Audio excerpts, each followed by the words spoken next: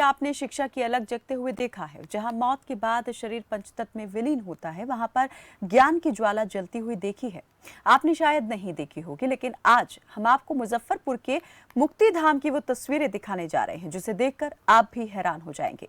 एक युवक की सोच का नतीजा देखकर आपका दंग रह जाना लाजमी है। आखिर ऐसा क्यों हम कह रहे हैं, आपको इस रिपोर्ट के जरिए दिखाते हैं।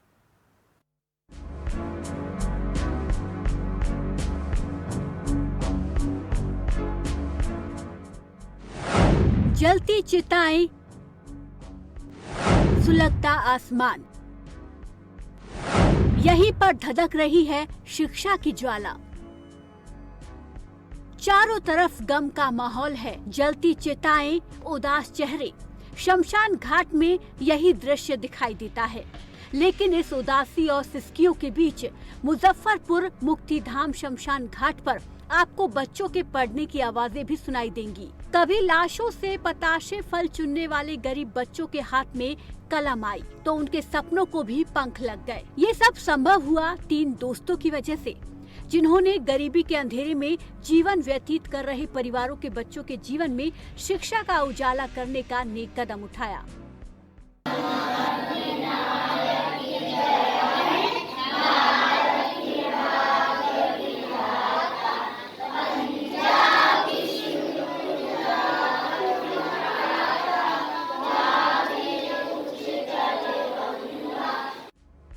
एक तरफ चिता की आग तो दूसरी तरफ ज्ञान की ज्योति। देश का राष्ट्रगान जिसे सुनकर रोम रोम उत्साहित हो जाता है।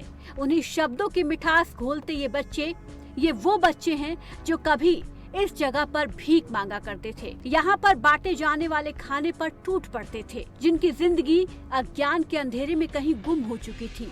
उन्हीं बच्चों में ज्ञान की ज्वाला जलाई जा रही है, उन्हें शिक्षित किया जा रहा है। इन बच्चों का भविष्य संवारने वाला शख्स कोई खास तो नहीं, लेकिन हमारे और आपकी तरह एक आम इंसान जरूर है, जिसमें इंसानियत आज भी जिंदा है, जिसने इन बच्चों का भविष्य संवारने की सोची और फिर उस सोच को सच का जामा पहना डाला और शिक्षा की ऐसी अलख जगाई कि आज बच्चों का भविष्य धीरे धीरे सुधरने लगा है।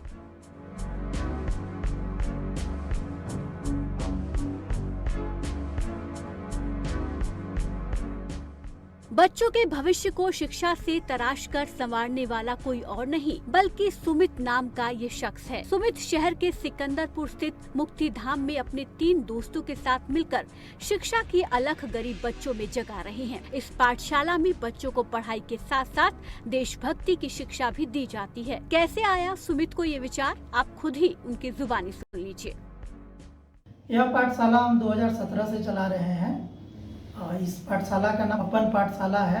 एक पहली समस्या, सबसे बड़ी समस्या थी कि उन बच्चों को बैठाना। बार बार उनको बुला कर लाते थे, कुछ बच्चे आते थे, कुछ नहीं आते थे। एक दिन आए, दूसरे दिन नहीं आते थे। तो कभी कभी ऐसा हुआ कि हम 2-2 बच्चों को भी पढ़ाए हैं और आज तो 81 बच्चे हो गए। 2017 में सुमित का मुक्ति धाम में जाना और ऐसे बच्चों को देखना और फिर उनके लिए कुछ करने की ठान लेना, ये जानते हुए कि इस राह पर रुकावटें बहुत हैं। सुमित का पीछे ना हटना इंसानियत की वो मिसाल है जो ढूंढने से नहीं मिलती। ये सुमित के प्रयासों का ही नतीजा है कि आज मुक्ति धाम में स्कूल का संचालन होने लगा है। उनके साथ मदद के लिए लोगों का हुजूम उमड़ पड़ा है। इस बारे में क्या कहते हैं मुक्ति धाम के संयोजक, वो भी सुन लीजिए। ये मुक्ति धाम परिसर को रमेश कुमार केजरीवाल के संयोजन में मेरे द्वारा यहाँ पर इसको डेवलप किया जा रहा है। इसी के तहत आसपास के जितने बच्चे हैं उनकी स्कूल, इसकी पढ़ाई की व्यवस्था, जो अशिक्षित हैं उनको शिक्षित करने की व्यवस्था की पहल हम लोगों ने करने की कोशिश की।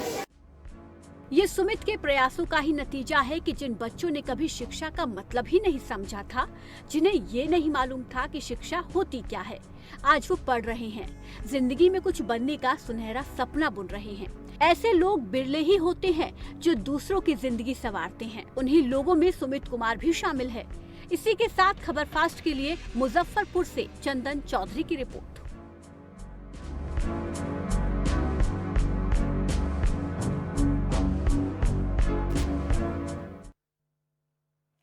हिमाचल में